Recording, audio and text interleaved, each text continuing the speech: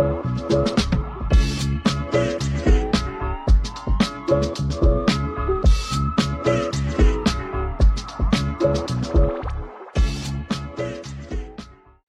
and welcome back to the No Level Cap podcast. We are once again not at full power. It is just the three of us, but we do have a special guest to make up for it. It is me, Sage Ashford, my co-host Devin Butts, and Rajhkeem Beck. Our fourth person is Yahya Danboos. Y'all have probably seen his game everywhere on social media recently. It looks absolutely incredible. It feels like one of the big games, big indie titles that we will all be looking out for in the very near future. And what he is dubbed to be a Hearts-like RPG titled Luminous Nights. Me and the guys, we all took one look at this game and immediately we were like, okay, we've got to talk to this guy. We've got to get him on the show. So welcome to the No Level Cap podcast. Sir, welcome. Hey, thanks. Thanks for having me. So for people that don't know, what is Luminous Nights about in your words? So plainly, it's like a Kingdom Hearts inspired game. That's like the first and foremost thing. And the theme is like Arabian Nights, inspired by my own heritage. And yeah, it's like, if no one knows what Kingdom Hearts is, like it's action RPG mixed with 3D platforming, basically Final Fantasy plus Mario 64 put together in the game. And I'm adding my own story to it. Play as a character called Faris, which lives like in the modern day Arabian city, but he gets transported to this other world, kind of like isekai, and it's like this old Arabian kind of mystical city that is like overrun by these evil jinn and taken over by this evil masked king, and you have to basically find your way home and at the same time also deal with all these monsters and bring peace back to the city and get back home. So that's basically the quick synopsis of the game. Okay. So how long have you been working on this game? Because I saw like your oldest YouTube video. It was like 4 years ago. And I was like, wow, that's a long time in development. But I know that game development these days can be 4, 5, 6, sometimes 7, 8 years. So yeah. It used to be a lot shorter back in the days. Like just a few months, you could be making a whole game. But now it's like, wow. And also as an indie, it takes quite a while. And yeah, basically I started like February 2022, which is now like over 4 and maybe almost 4.5 years. Yeah. So it's been a long journey. I never imagined it to be this long. I was thinking, it'll take me like 2 years maybe or something. I keep it so small and simple. And it's like it's such a huge like thing to make, like a Hearts-like game. But hopefully like all the work is all like working towards the future. I will make this game, and then the next game will take shorter time because I've already made this whole framework to make like a Hearts-like game. So that's been the plan like from the beginning, and hopefully next time it'll be not as long to make the next game. Okay, I like the sound of that because I feel like a lot of games, a lot of developers, they jump right to the next game and it's nothing like the last game, and then instead of it being like a shorter dev time, it's like another 7-8 year dev cycle, and it's like, man, you had something strong, just keep working with it, keep developing, building on it. Yeah, I love when like Zelda 64 came out, like Ocarina of Time, and they're like, all right, let's reuse this and make another one in 1 year. And then they made Majora's Mask, which is like, yeah, I wish more people do this because they build all these engines from the ground up, and they're like, all right, let's start from zero again. And it's like, just reuse it. And of course, there's always lessons to be learned from every game you make, and the things you learned, the pitfalls you went through, they lead into the development of the next game to improve on those things. And so you have an improved product with a new kind of fresh coat of paint and a new thought process towards it. So that makes a lot of sense. You just make it easier on the devs to like, if you made a first game, and especially if it was successful, you just go into the next game with that groundwork already laid. I mean, we been looking at games like Spider-Man. I remember people talking about, Spider-Man 2 is like, well, there's no point in like going from the ground up. It's the same game. He's in the same city. A lot of animations are similar. So like, don't make it hard on the devs for no reason. Just, take that groundwork and improve on it. Exactly. Like they got Miles Morales like out in like 1.5 years or 2 afterwards. It was so quick and had a lot of content. And it's like a smart way. And there's like a thing I feel you almost can see where when they do this, where they reuse the same, kind of team and also systems and like the engine, you can sometimes see like the sequel is like the best one, where because they've learned all the mistakes, they are not starting from zero. It's the same team. So Kingdom Hearts 2, And you saw it also with Final Fantasy Rebirth, where it's the same team as well. It was just so much better than Remake because they reused so much and like learned from their mistakes. And yeah, there's like quite a few, like Majora's Mask, also seen as like one of the best. And yeah, I think it's like a really good way of working, and I hope more companies do this, because like we could have easily gotten another Mario Odyssey. Like, why not, you know? But they didn't. Like, That's a We great are- point. That is a really great point, because we're a decade almost from the last game, and there's no 3D Mario in sight as far as I know. And so it's like, man, y'all could have just done Odyssey 2, and I think people would have. I think people would have tried that. I think. The Odyssey team did Donkey Kong, right? Bonanza. yes, Yeah. So I guess that was Miyamoto like their told them, replacement. make another Donkey Kong game. Yeah. And that had its Switch it up a issues little because it was like the level of destruction was kind of making the Switch 2 kind of run chug a little bit, because it's like there was so much destruction, and the Mario games didn't have that, so they kind of ran into problems. But it was still a solid game though. Yeah, but is it a Mario game? Like that's what sells. That's like what gets people in. It's cool like that, but you know, the reason they do it is really nice. Like many companies, they just like to milk franchises. They just like to make money. Nintendo's like, we're not gonna make another game unless there's something unique about it. It's why we haven't gotten another F-Zero, where they're just like, we're kind of done with it. Like we can't think of anything new, and I respect it. But also, like as a fan, you're like, just give us more, you know. Feels like they dumped all the new ideas for F-Zero into Mario Kart. Yeah, me and Rajhkeem have been waiting on a new F-Zero for the longest, and I'm just like, the funny thing about it, there's so many F-Zero likes that have been coming out, and it's like, Nintendo, y'all were the progenitor of this. Just do the thing. Everybody else is doing it. You got F-099. They said that's what you get. You better like it. Well, speaking about the industry in general, a good question about it we wanted to ask you is, what got you started in the industry? It's a pretty topsy-turvy industry sometimes. I know it's difficult to come in as a dev. And, you know, what's the difference in, you know, being independent versus, you know, transitioning from working with a studio or a publisher to working on your own project?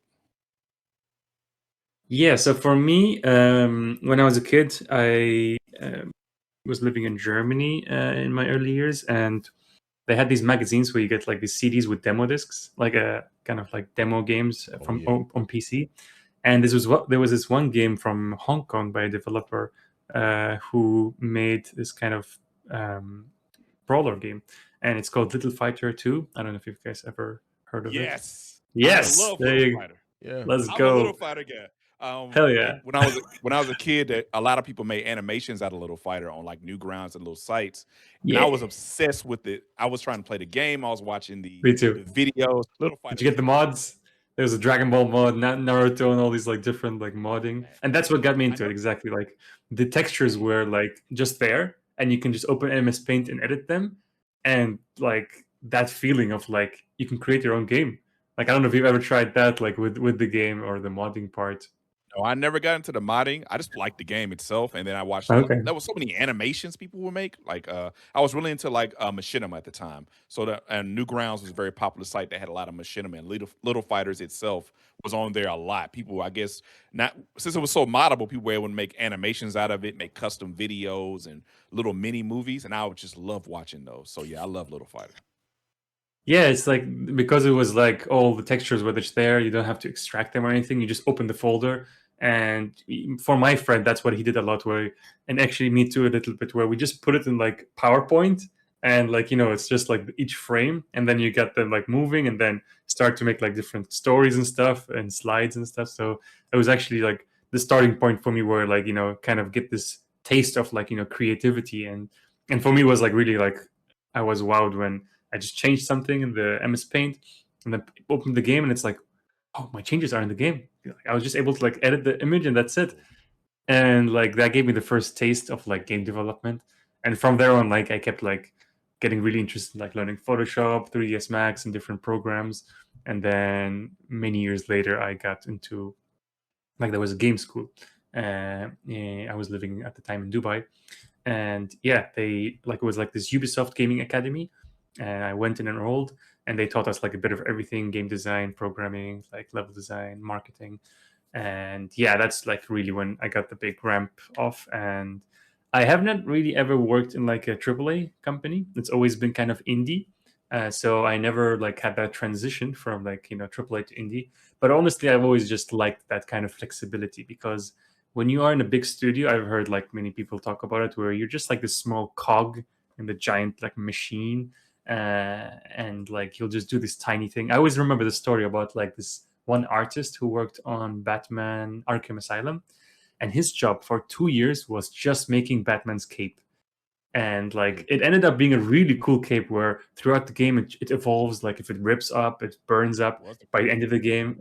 Yeah, but I'm sure this guy was like like just went like he never wants to touch anything like that after 2 years. I have It's to like, imagine when you were a kid thinking about being a developer, the thing in your head is not, oh man, I want to spend 2 years working on Batman's cape. Even if you do a fantastic job, it's like, come on, man. I thought it would be more glamorous. I thought it would be cooler stuff. So yeah, and that's what happens with these big companies, where you just do this tiny little thing for just a long time. But in indies, out of necessity, you have to do a bit of everything. And actually, it actually goes back to how it was back in the days, where Nintendo, like when they're making Mario, it was a small team. Like it was just like Miyamoto, maybe one other programmer, and there was a lot of overlapping things and ideas. And with the bigger companies nowadays, like if the programmer has some idea for the game design, or the artist has some idea for the something else, they'll just be like, oh, stay where you are, like do your job, like But no, you need this like creativity to cross over, and like these ideas to flow naturally and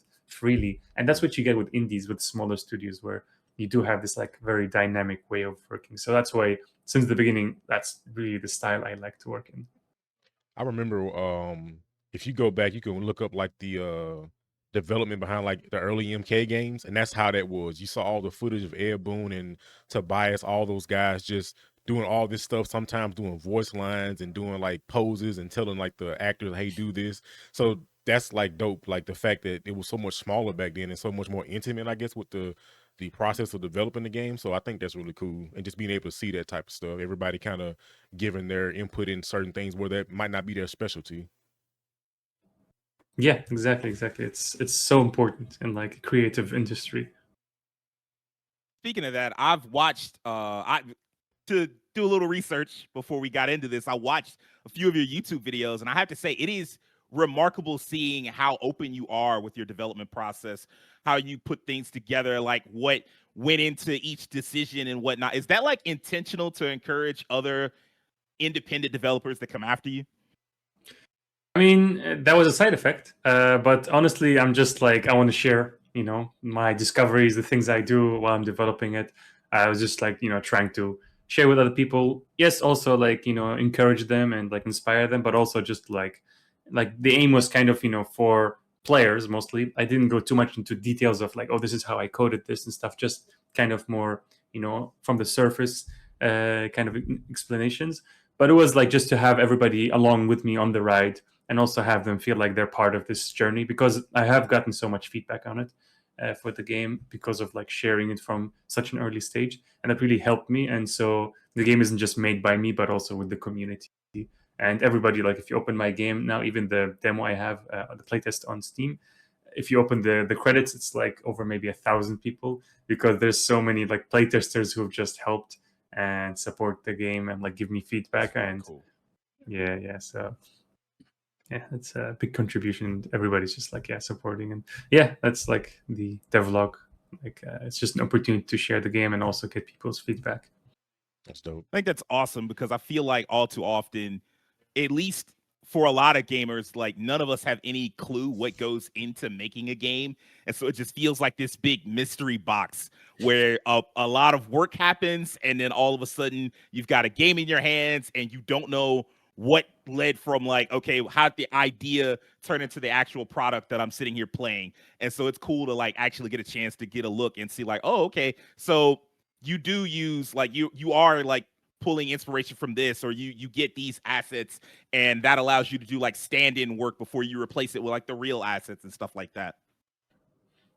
Exactly. Like I can tell also sometimes when people come and comment on my videos, like a lot of people don't know this. Like every big game company, like they use a lot of like placeholder assets, and like they can sometimes just straight up have another IP's character in there, because people don't see it. and it just speeds up development. Like you have this reference, you want to quickly use it and see and test some stuff, you do it. And like sometimes some things slip through the cracks, where there was this, like, I remember Uncharted 4 trailer where they had like a shot where it was like in a library and there was an image, a painting on the wall, and it was actually an Assassin's Creed 4 concept art, and they were like, whoops, we forgot to remove that temporary asset.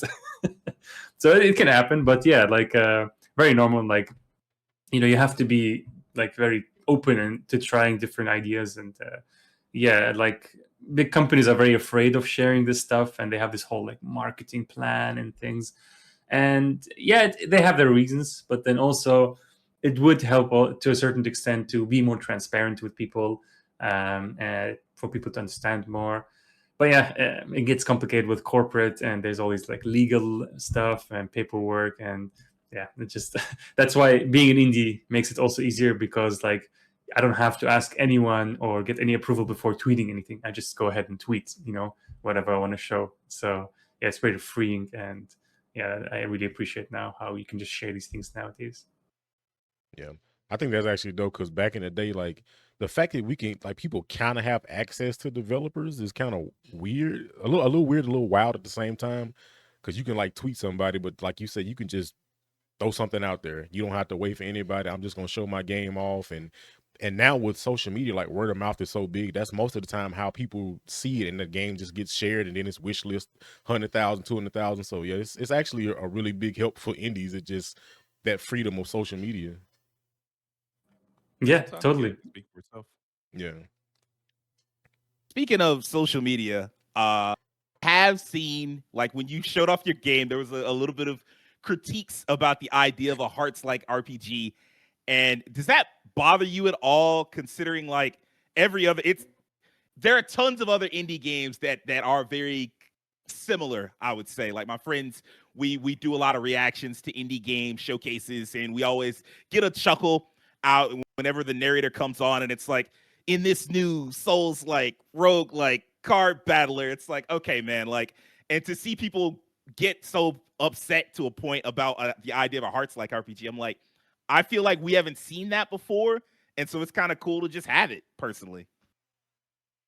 Yeah, I mean, in the early days, I was a bit like bothered, but now it's just funny, and in a certain way, a compliment. Like, actually, early on when I was posting, I started posting from day zero, like just the earliest. Like, if you go back to my first tweet, it's just main character, gray box, nothing the level, and I just post every time, like from the early days. And yeah, early on, a lot of the feedback, like if it was negative feedback, it was just like, oh, this looks nothing like Kingdom Hearts, so you're never going to get there.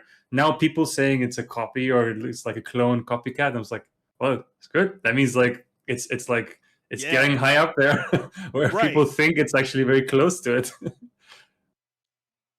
Yeah. And yeah, sorry, go on.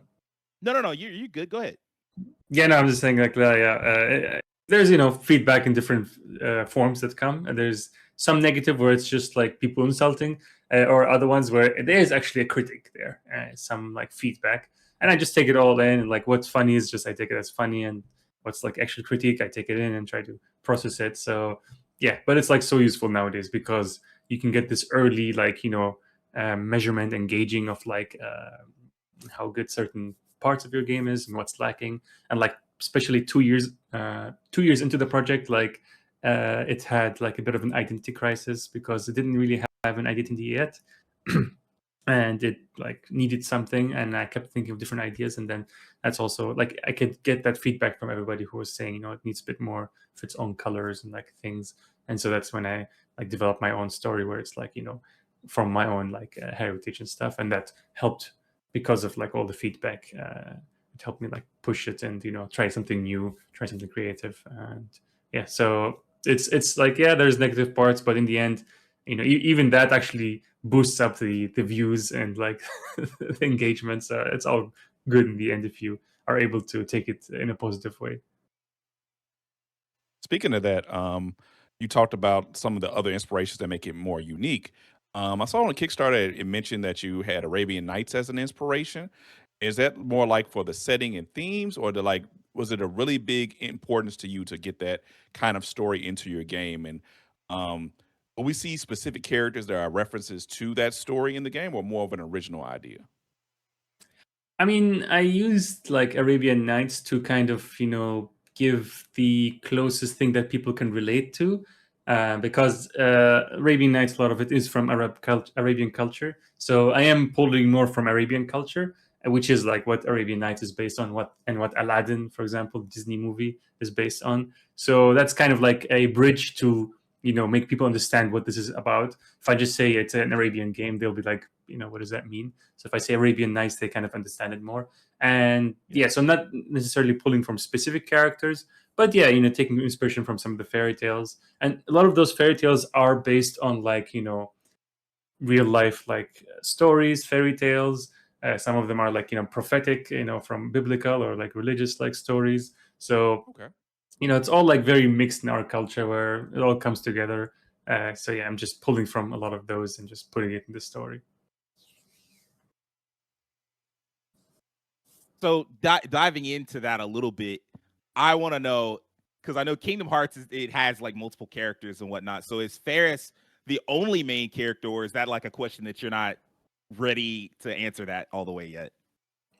He's the main character. It's like a lot of work just to even make one game with one character. And like I said, I have plans for multiple games in the future. And so that allows me to also not have to put in everything that I want to in this one game. So I had to like pick and choose what I want to put and what is maybe better left to the next game. So for example, party members, I'm leaving that to the next game because it's like very, very hard to implement, even for like Kingdom Hearts team. Like I heard from a friend who worked on Kingdom Hearts 3, and he was like, they had a very hard time to get Donald and Goofy just to work very smoothly and not constantly get stuck places and get glitched out and stuff. And so, yeah, I'm keeping that for the next game. Same thing with like multiple playable characters. I'd love to have that, but it's let me just first try to get one character right before trying to do multiple characters. So that also will be like in maybe future game. And yeah, I'm trying to just balance that out. But I still wanted to have, for example, a companion to just like not make you feel lonely in the game. I do like it when there's characters with you in the journey. So I have like the kind of fairy that flies with you. She's called Sahar. And yeah, she basically supports you, but she does not get targeted by enemies. She doesn't fight the enemies. So that keeps it simple that way. She's floating. So it's easy to also do the navigation system. And she's actually what the sword is. She turns into the sword that you fight with. Oh, And so that's like, okay. yeah, it's part of the story as well. Yeah. I noticed she does the little Trinity symbol things, like when you find those the little secrets, and she does like the moving the boxes and stuff. I thought that was pretty cool because I was Yeah, wondering what else she did in the game when I was playing it. Yeah. yeah, that's actually like my explanation of how this boy has magic. Like, and I'm doing it through that where it's actually her. She has the magic, and Okay. he's just basically wielding her. And she helps him, execute magic abilities, and then also like unlocking these things, moving crazy objects and stuff. Okay.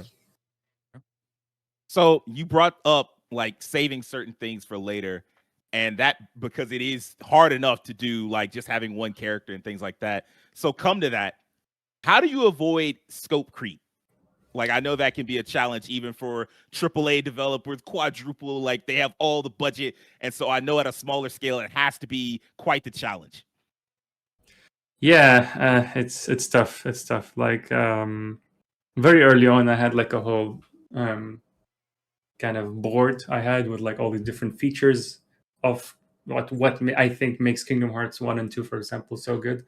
And I just kind of put them there, and it's like, what's like the like first of all, I also used that as an opportunity to see like to break it down and say what does make a game a Kingdom Hearts game, or like a Hearts like eventually what I start to call the genre.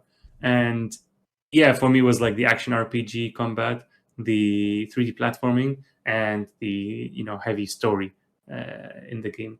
And so those like were the important parts, and then I saw all the other features and slowly tried to like separate out the ones that I feel like might be too much. Like different worlds, that was going to be a thing in the beginning. That's why it actually used to be called Luminous Realms, because you were going to be traveling to different realms.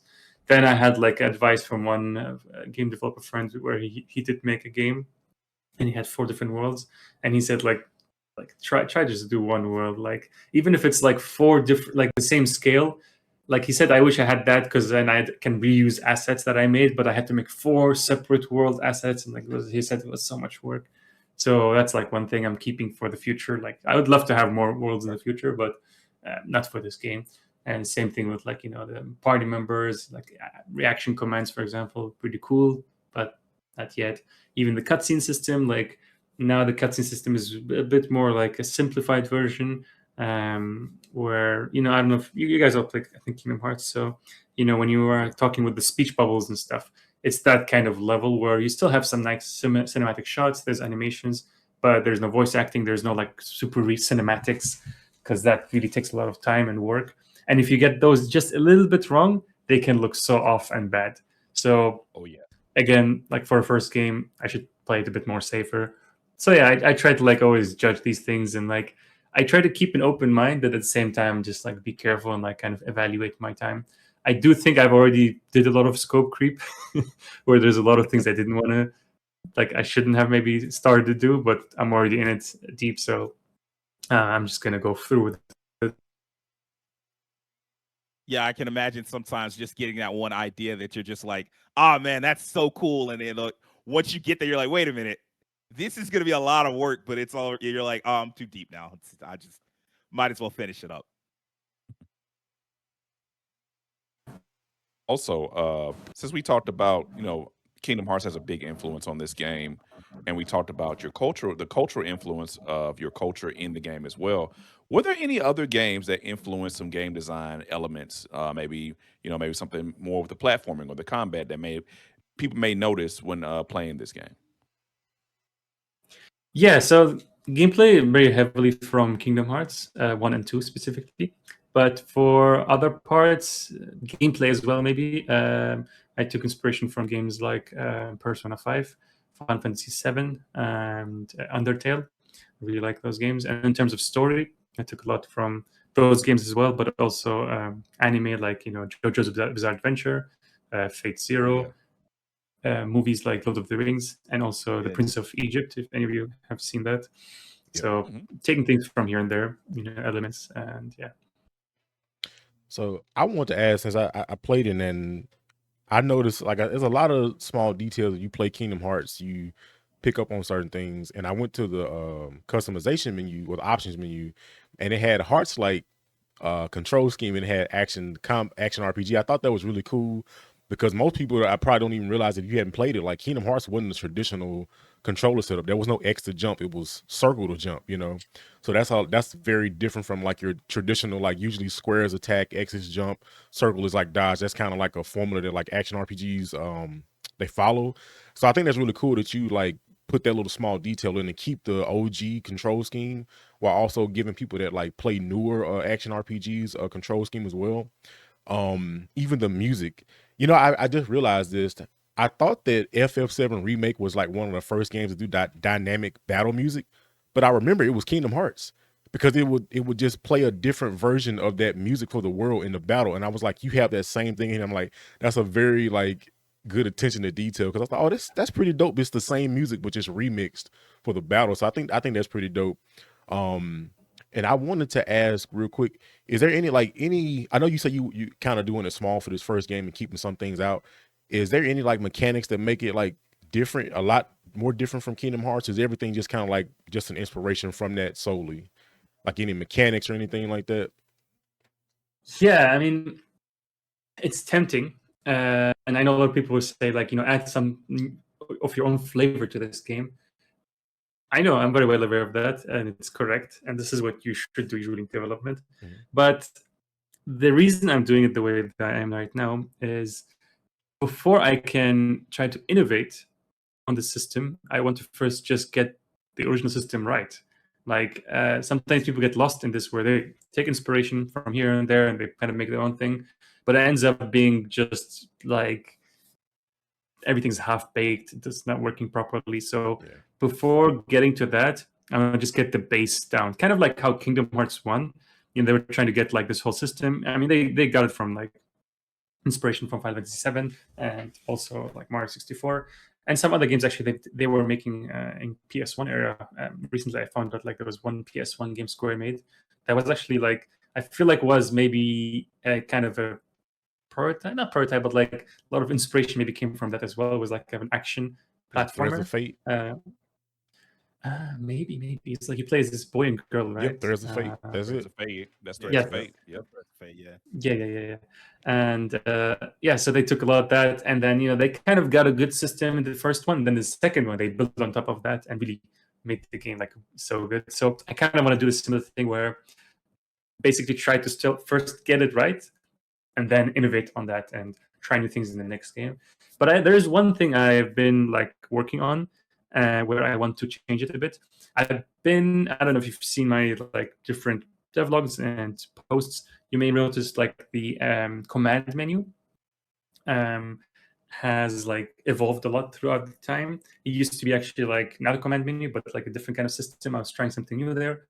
Then realized, command menu might just be the more familiar thing and easy for everybody to get in, because I do want everybody like who likes Kingdom Hearts just to pick up the controller and just play. And that's why I have also that whole Hearts like in the beginning window to ask you which type of controller scheme you want, because I just want them to feel like like it's because that's kind of why I'm making this game. Like ever since I first played Kingdom Hearts, every other game I play, I immediately try to play it like Kingdom Hearts, and it's just like it's just not there. Like I want something that feels similar, and then so that's what I want to do with this game. Like have people just pick it up and be like, yes, I'm back there. I'm back in the game. It's just like Kingdom Hearts. But for the command menu, I do want to maybe try something new where there is one thing that could be improved, where a lot of times you have to rely on the shortcut menu, because while fighting, going through the magic system, the magic menu or the items menu can be quite time consuming and like not so intuitive, where you have to open up the menu, choose a magic ability, and then it resets you back to attack, and then you have to do that again. And there's a whole magic combo system in Kingdom Hearts, so you can't easily perform that. So you have to rely on the shortcut menu. So what I want to kind of try to do is kind of get rid of the sub-menu for the magic system and the item system, and kind of have like a way to just immediately scroll down to magic, and you'll have already a magic ability selected, and you can just keep pressing that without it resetting, and then you can scroll through the different magic abilities and kind of keep it that way. So that's like one enhancement I want to do to just kind of improve on the existing system of Kingdom Hearts. But yeah, for a lot of like the kind of bigger kind of trying out different ideas, that might be in the future. Maybe small other things too might be like the way I designed the quest, the story, the way it forms. That's going to be very different, of course. The story, the tone I'm taking is quite different too. It's going to be a bit more darker. It can involve like darker kind of topics. I kind of want to make it feel real. I feel in that sense like Final Fantasy VII or like quite a lot of indie games like To the Moon have like real stories where like when a character dies, he doesn't just get respawned. There's more depth into it. There's loss. There's all these cool themes. And yeah, some of like things like the Trinity mark you were mentioning, I call them secret marks. Okay. Gotta stay legally distinct. But yeah, those I try. Like Kingdom Hearts tried a few things in the first game and then just totally abandoned it. Yeah. I want to try a few more things. Like what more things could you try like with that? I like to also try doing some like magic ability connecting with the level design. So maybe things you can burn, or like maybe there's this thing that you need to turn, so you use the tornado magic and kind of like have this kind of interactivity. So I'll play around with that. Like the base systems are similar, but what you can do with them, maybe I'll try more with that, with the level design and stuff. So yeah, I try to keep things like still familiar and the same, but try to play with it and try different things that way with kind of level design and things like that. So I saw somewhere that you talked about releasing, and you actually mentioned this, potentially releasing this game on Switch and smartphones. And so I just want to know, as like a layperson, do you find the idea of putting out a game on smartphones limiting as far as like controls? Because you have talked a good bit about controls, or is that just outweighed by like the potential audience that you could get from putting it on smartphones? So for me, it's like with today's game engines, you can just export to every device. With consoles, it's a bit more harder, where you have to first get the permission from the console holders, and they'll give you the specific things you need to get access to that. but it's pretty easy. Like they're just built to export to those. There's of course optimization, other things you have to prepare for those, but it is so much easier these days. And also for me, like for Switch specifically, I just love putting it in like a small device. Like it wasn't meant to do all this power, and then it can. And just, I love like when they put like Kingdom Hearts on PSP was amazing. When they put Mario 64 on the DS, amazing. And just I love this idea of putting these like big games or just games that were not intended to be for handheld to be on a handheld. And for Android, it's like, yeah, I'll have to see how I figure out the controls. It's gonna have to be like on-screen controls, but a lot of people nowadays they actually play with controllers, or they play with these very recently like blowing up Android handhelds where they come with controls like the AY and Thor, or like all these like different ones, the Odin, and yeah, so many people also playing through those means. So yeah. Okay. Yeah. As a Steam Deck enjoyer myself, I do find it tempting to play games portably. I've been on this podcast. I am a Steam Deck guy. I got it on me. I love playing portable games.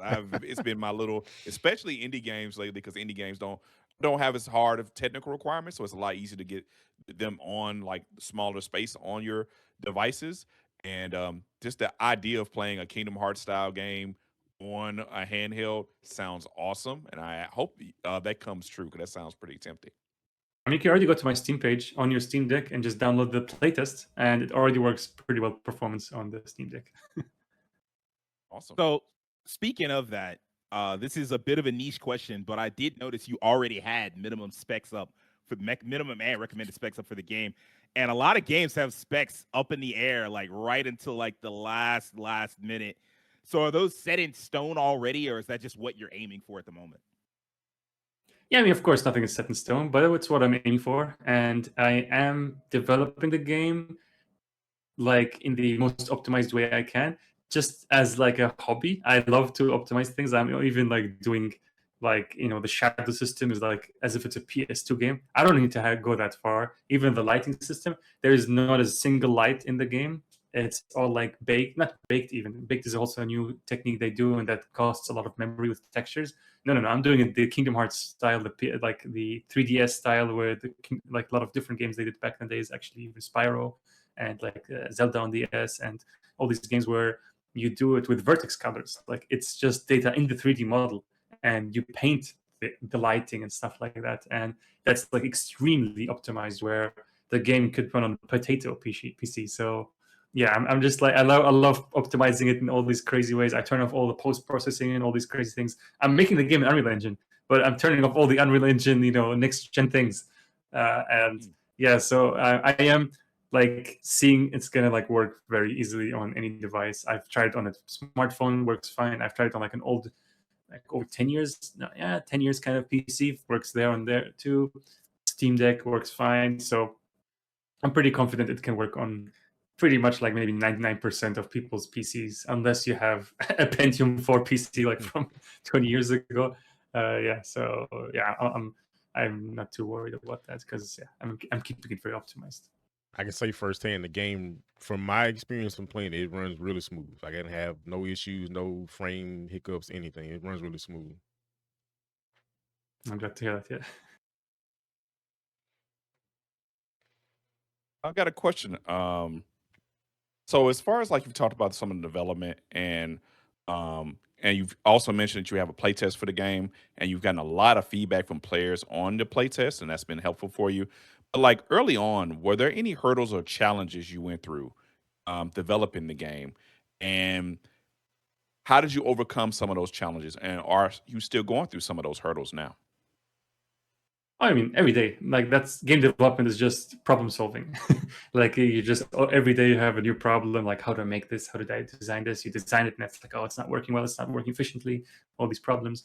But one big one, I made like a whole video about it. My second video on YouTube is that like the way like Kingdom Hearts has so many different abilities. You can do similar thing in fighting games as well, or other kind of action RPGs and stuff. And with the way usually things are coded in games, or how indies coded, they kind of put a lot of like the code or stuff of the player in one kind of asset system package. But if you have so many abilities, that can get very out of hand. And checking which ability is playing and which one shouldn't play during that time and all these things can be very, very difficult. But at the time, I found like Unreal Engine had this like cool new like specifically made gameplay ability system, they call it, and that like made me so happy because basically it would kind of separate every ability into its own kind of separate like unique component and like asset, and you can just very dynamically like change things there and change things in different ones, and it doesn't cause any issues. It doesn't have to be connected to the main player system. It can even be reused for different characters, totally fine. So that really helped me, and like that allowed me to like have this whole ability system in the game. So yeah, it's constantly this like, that's also a fun part for me where I look at Kingdom Hearts and I'm like, oh, so many cool like systems I could remake and like, you know, try to figure out how it's made. That's like a whole fun part for me. Not everybody can enjoy this maybe because like I've seen a lot of people like in game development who are interested in game development, especially in schools. They enter school and then you can tell like second semester, third semester, slowly the number of students gets lower because they get in and they realize like, oh yeah, I love games. I'm sure like game development is similar. And they realize like, this is a totally different thing. It's like the comparison I make is like driving a car compared to making a car. Two separate things. Yeah. But if you do enjoy it, it can be really fun. And so for me, I enjoy even just these small parts of like one thing I'm really looking forward to is just making a journal in the game where you can just like look through the different characters, the enemies, kind of like have a bestiary, and like it's like really cool to, you know, create these systems and try to think like how did they make it and stuff like that. And it really also grows your appreciation for like what they made. Like the more I work on my game, the more I'm like, how did they make this 25 years ago in just 3 years with no references? And like, what? So it's interesting, yeah. Game development in general sometimes can be topsy-turvy, as we've seen in the industry, but I'm always fascinated, and I always have been fascinated by the design process of how we are able to solve problems in creative ways. In a lot of ways, limitations is what created, you know, games in the first place. Why we had turn-based combat in earlier days, and why certain design decisions and certain levels were made, but it made them unique and gave them kind of their own tone and color. And as a result, we kind of reflect fondly on them. But you know, behind the scenes, they were just trying to fix a problem that they were having. But to us as gamers, this was awesome. We didn't know the nuts and bolts behind it, but we got the feeling that they executed it correctly. And I think that's pretty cool. Yeah, that part is really fun where it's like a lot of times mistakes end up being a feature, or like, you know, the process of how they make it and all the different like trials and errors they have to do. And like a lot of times when I first started learning game development, my teacher would always say games are just smokes and mirrors. Like it's just like a lot of fakery going around, especially older games. If you go back and you have any game where there's a mirror and you see the character on the other side, that's not a mirror. That's just another 3D model of the character replicating your movement. But to this day, that still looks better than ray tracing. And it's like a lot of times you see these things where these older solutions end up actually being so much more cooler and real and like good feeling. And yes, I totally agree about the whole limitation. Like nowadays, there's so little limitations where you can see the problems with that, where people go way beyond. And how you were saying earlier with the like the whole requirements for your PC specs and how they keep it to the last moment to tell people, because they're just like pushing things way too far, and then like they have to pull back. And like back in the days, you can do that. You just like put on the NES, and like it doesn't work. You have to like find another way. Or like a good example, Prince of Persia. It was on the Apple II, the first Prince of Persia, like the 2D one.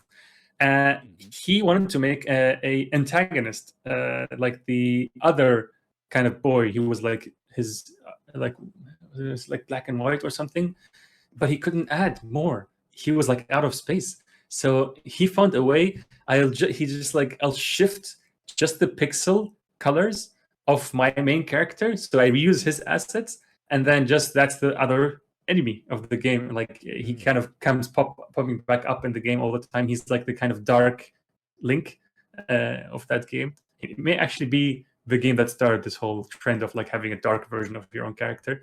And yeah, because of the limitation, he created this, and now it became a whole trope. So honestly, like I love this whole like limitation, births creativity, and really believe in that. I wonder, was that like the catalyst for Two Thrones? Because Two Thrones was the game to introduce like the dark side of the prince.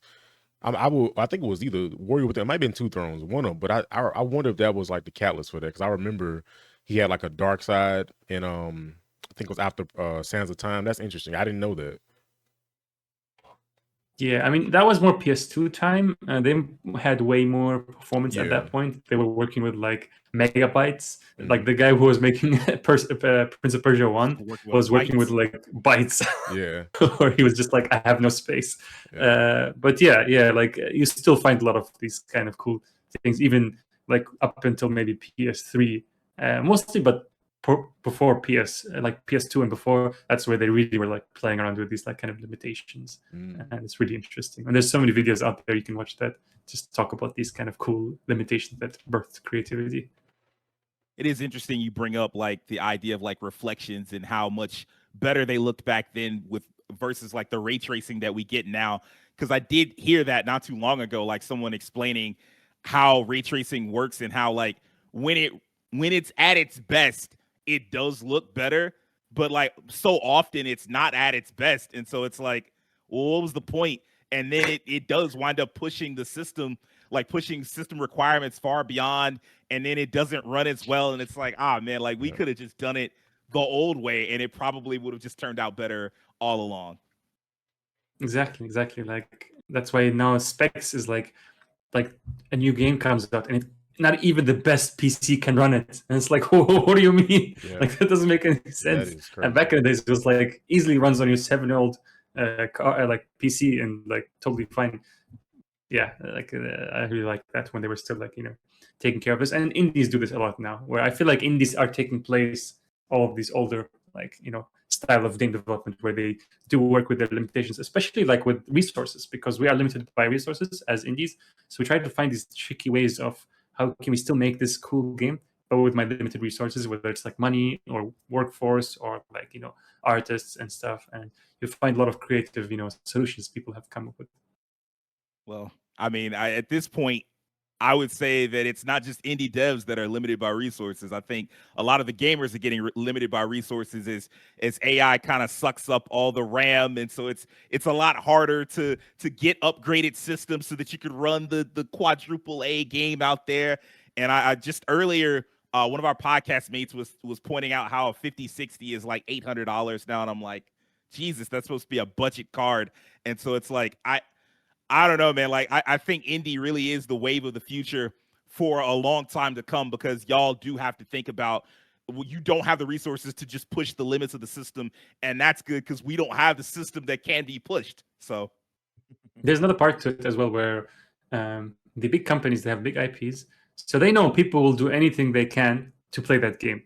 Us indies, people don't have, like, they don't care about us, they don't know us a lot of times if we have never made a game before. So we will need to be as broad as possible, like to cover as many players as we can, like in terms of specs and stuff, to be able to reach them. So like we are also again forced to do that, but it's a good thing, I think, that people are forced to do because we need the games to run on more devices, I think.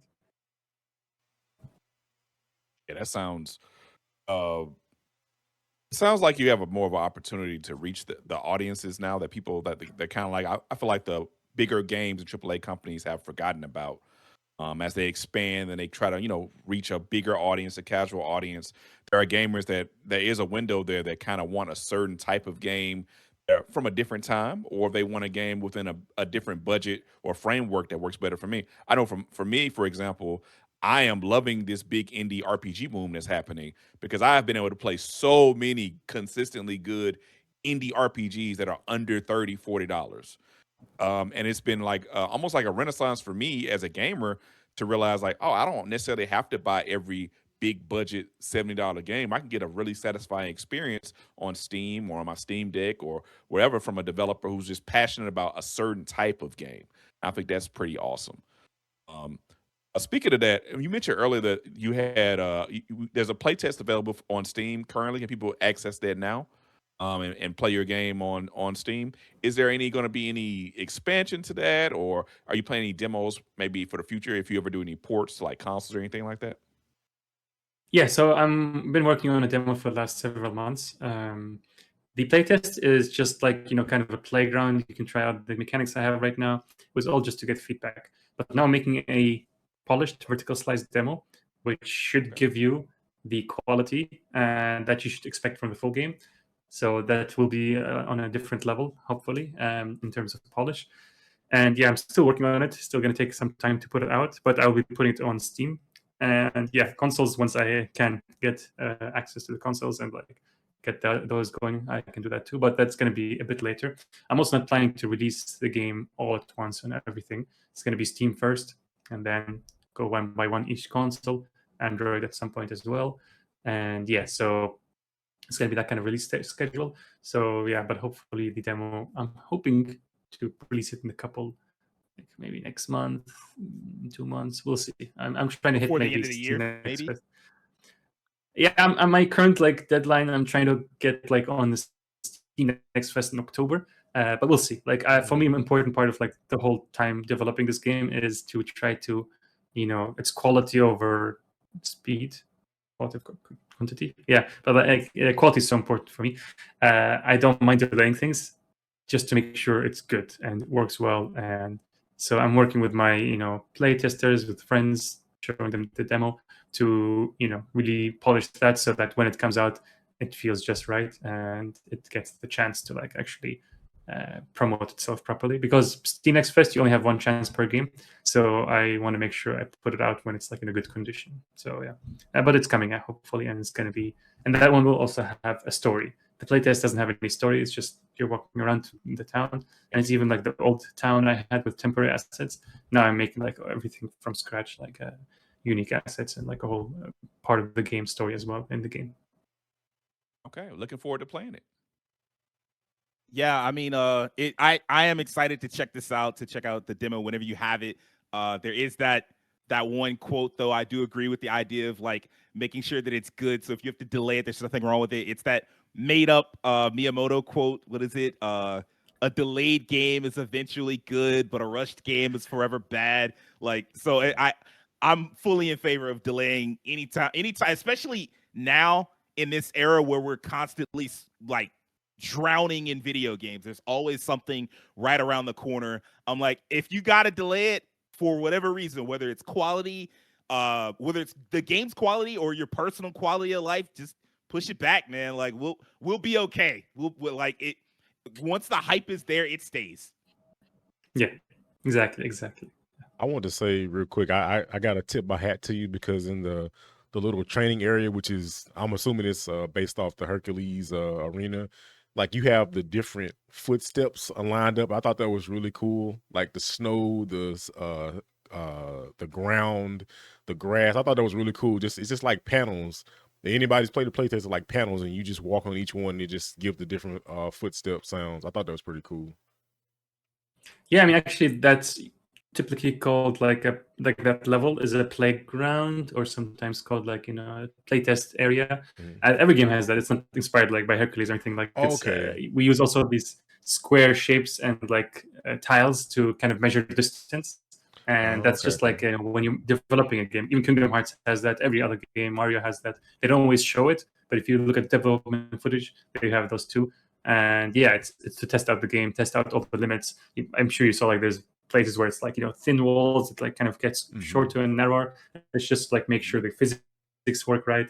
There's different heights of platforms to make sure like, can you hang on this? This one you shouldn't be able to hang on it, and if you can, I have to fix that. So that's kind of like a playground area. Okay. I guess when I first got in, I just the look of it, I just thought Hercules for a second, but that's actually pretty dope. Interesting. Yeah. So before we close out, I do have one question I want to ask you.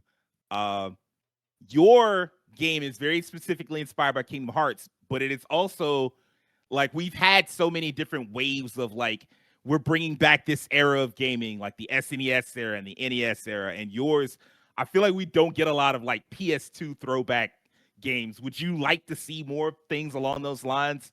Because I feel like I feel like that's a specific era for a lot of people that people love, and I feel like we don't get. It doesn't get the love that you would think it would from like game devs and from like actual like retro games and whatnot. Yeah, absolutely. Like it's not as distinct, I think. Like you can very clearly see, of course, the switch between 2D with NES, SNES to 3D with N64 and PS1, but also PS1 and 64. They have a very distinct look. When we got to PS2, we actually started to be able to actually achieve many of the looks the artists were trying to get across, especially with the stylized games. It was still harder for the photorealistic stuff, and that later came with PS3 and PS4. So I think also one reason is like PS2 does not look yet so much like, distinct. But I do think when it comes to like the stylized art styles, like, with different games, you could say even Final Fantasy X, but also like Kingdom Hearts specifically, and some of the other like anime games and games that came from Japan. The platformers like Crash Bandicoot, different ones, Jak and Daxter.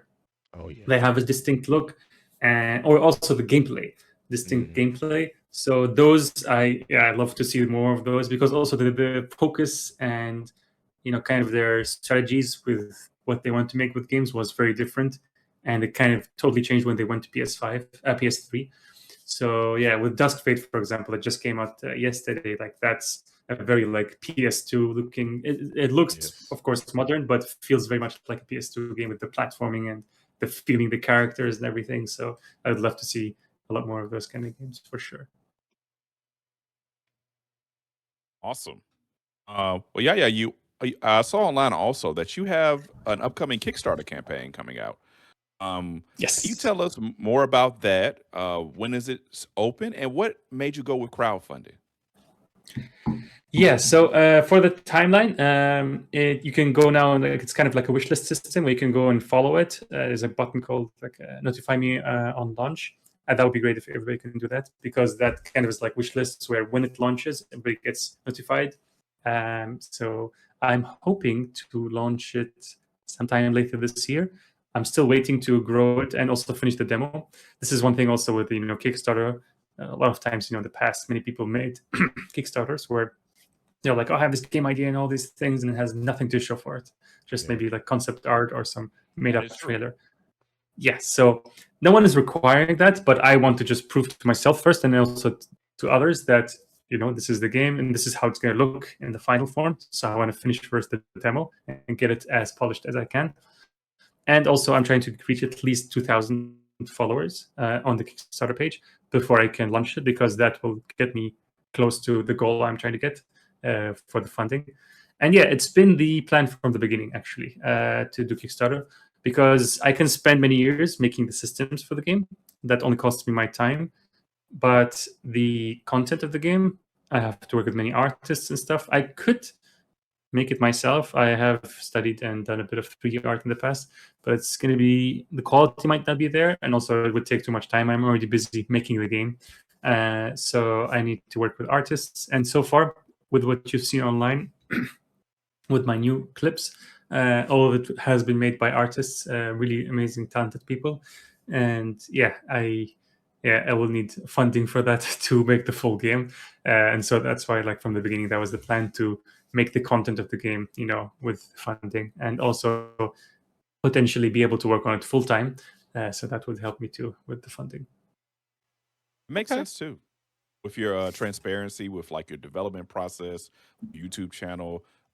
If the fans have been a part of this process the whole time, so it kind of makes sense to go with crowdfunding as well. Kind of leans into that environment, and I wish you the best on that campaign, and I will probably assist with that as well once you launch it. Oh Just yeah. letting you know. Thank you.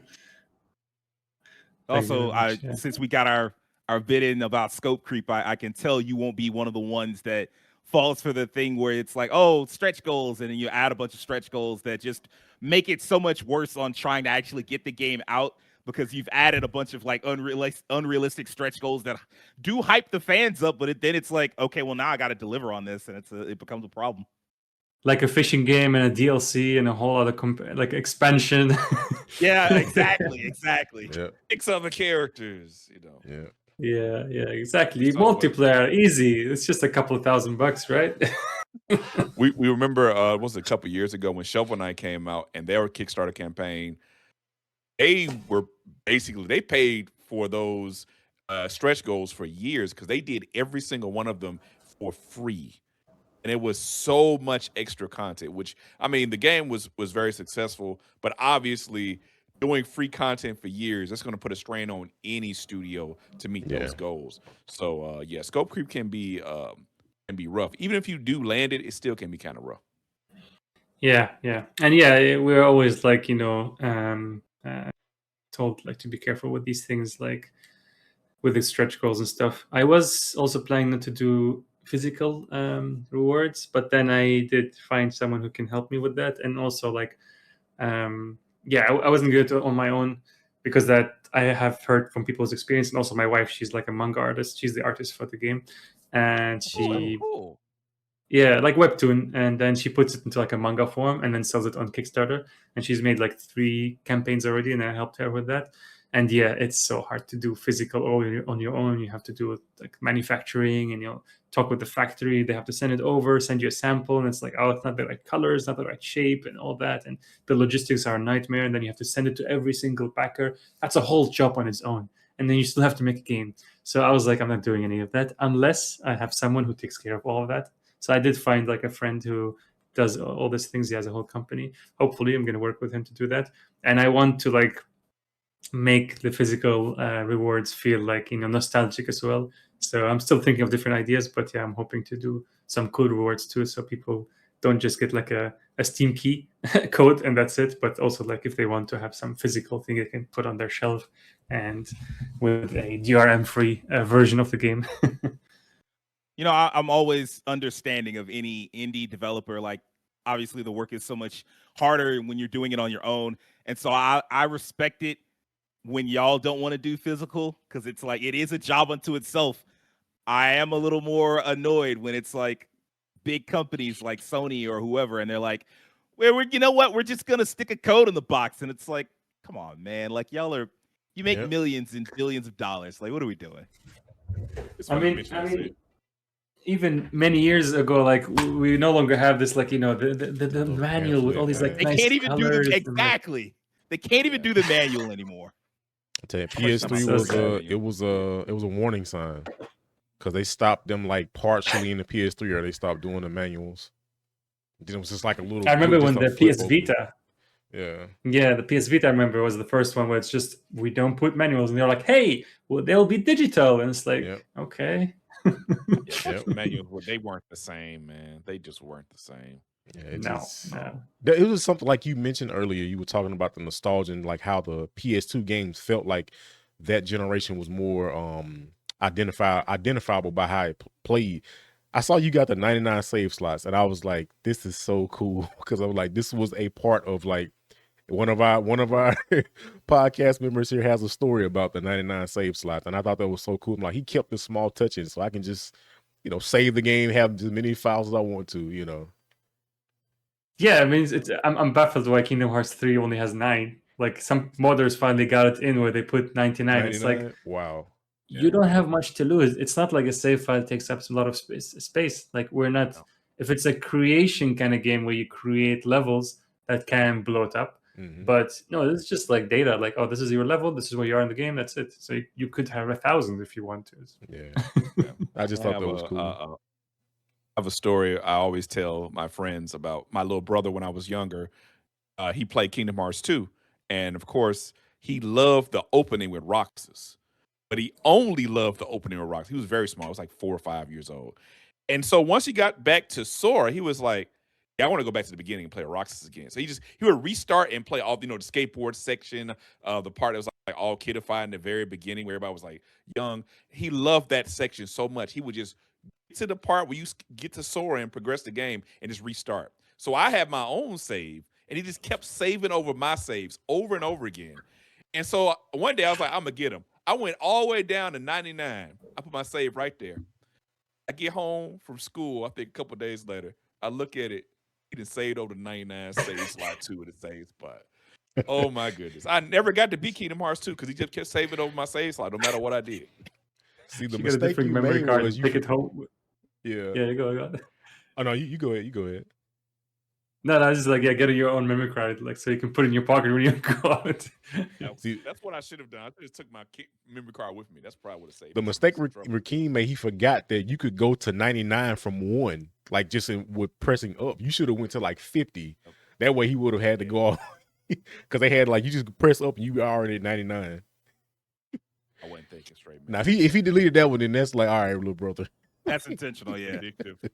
But I personally also really make use of all of the save files. Like if you open my one on my PlayStation 5 on my PC, and it's like maybe I have like 50 of them filled up because every time I play, I will make a new save file every time I reach a new save spot, and it's just because you never know. But also nowadays, I want to go back sometimes and just like check something with like in terms of research and stuff. So there's so many uses, and it's like why not? You have nothing to lose.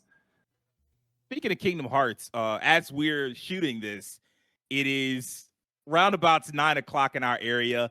It is D23 today. Are you excited about the D23 and any of the potential Kingdom Hearts announcements? I know there's supposed to be a Kingdom Hearts event tomorrow. Yes, I'm so excited. I mean, like, my game is one thing, but like Kingdom Hearts is my thing. I love it, and I can't wait. I keep, if you follow me on Twitter, I just post all the time. It's either Luminous Nights or Kingdom Hearts, and it's just like, chatting about it and showing all my like, love for it. And like I can't wait now for the event, like, Kingdom Hearts 4 probably Sora and Fortnite, and like I don't know, maybe are they gonna announce like Worlds? I can't wait. And I remember like when I was in bed, I woke up there like last month, checking like the Nintendo Direct, and I just looked through it, and then suddenly I see the Kingdom Hearts, like the collection. I was like, oh, cool. And then when it went to dark, and then the Kingdom Hearts 4 trailer came up, I just jumped from bed. It's like, no way, what's going on? What in a Nintendo Direct? What are you talking about? What? I was not expecting any news this year, so I'm so happy now. I've been on a high now for all these like weeks, and it's like we're gonna get more now too. It's like, okay, we're back. We're so back. We were like gone for like 4 years. We're so back now. So I'm so excited. I can't wait. We all had that same reaction. We was like, "Are you serious? Like right here? What's like Attack on Titan when he's like right here, right now? Like you doing this now?" Yeah, exactly. Yeah. That's awesome. Yeah. We're getting ready to wrap up the podcast. I do have before I ask you for you plug your socials and things like of that nature. The first thing I want to ask you, and it's a question I'm going to ask every person I interview from now on: what are you currently playing right now, if anything at all? Kingdom Hearts. That's what I play too much of that, but no, I have to force myself to play other games because like I need to research. I need to learn more stuff.